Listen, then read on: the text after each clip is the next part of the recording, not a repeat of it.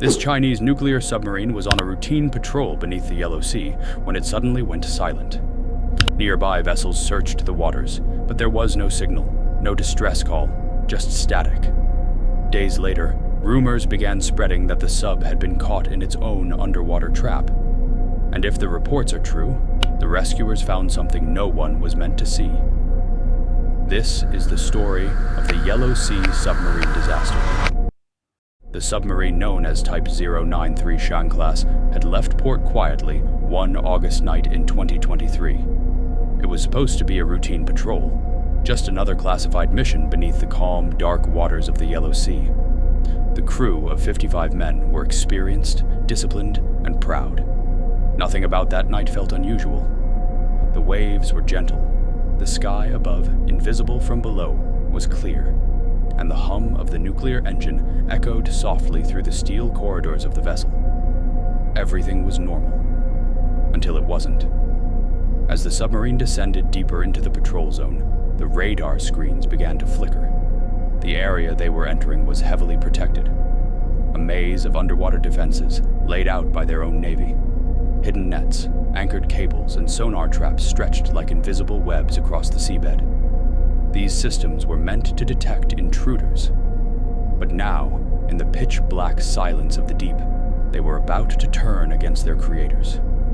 At first, the reading seemed minor, a faint vibration along the hull, a strange metallic echo that didn't quite match the sonar return. The captain ordered a slow reverse, thinking it was a current shift or debris. But when the sub tried to rise, the motion stopped abruptly. The entire vessel jolted, metal grinding against metal. The crew froze. Something was wrong. Lights dimmed, the hull creaked. And as the officers checked the systems, the realization began to spread. They were trapped. Somehow, the submarine had drifted directly into one of its own underwater defense nets. Thick steel cables coiled around the bow like a trap from which there was no easy escape.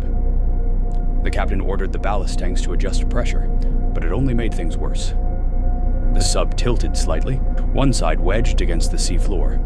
The oxygen scrubbers hummed louder, and the air began to feel heavy. They tried to cut power, to stay silent and conserve energy. But something in the electrical system sparked. A faint hiss filled the control room. The temperature began to drop, and as the hours passed, an invisible danger crept closer. The air itself was running out. Above the surface, Chinese Naval Command received no distress signal. There was only silence.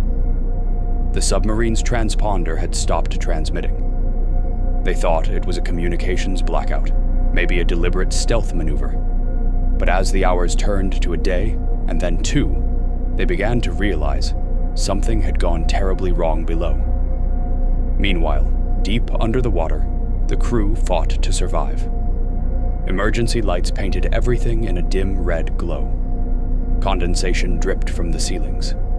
Their breath fogged the cold air. Some crew members tried to release ballast manually.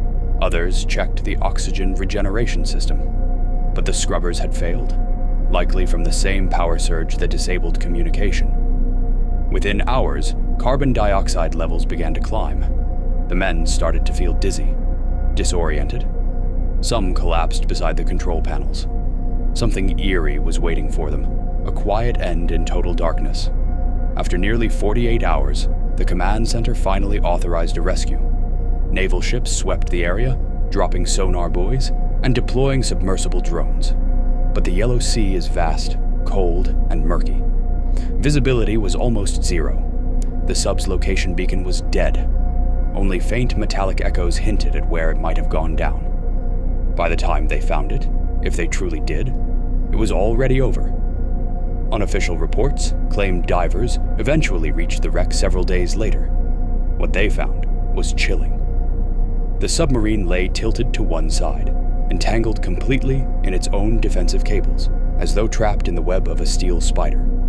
The hull was largely intact, suggesting no explosion or flooding. But inside, it was silent. Instruments were frozen mid-operation. A coffee mug floated near a console. The ship's logbook was open, the last entry unfinished. Every crew member was gone. Still strapped in, still waiting. One clock in the control room kept ticking faintly, long after life had ended aboard. Then came the strangest twist. China denied everything. No press release, no memorials, no acknowledgement. State media said nothing. The Navy called the rumors fabrications. Yet satellite data revealed the Yellow Sea's naval zone had been closed to civilian traffic for nearly 2 weeks after the alleged date of the incident.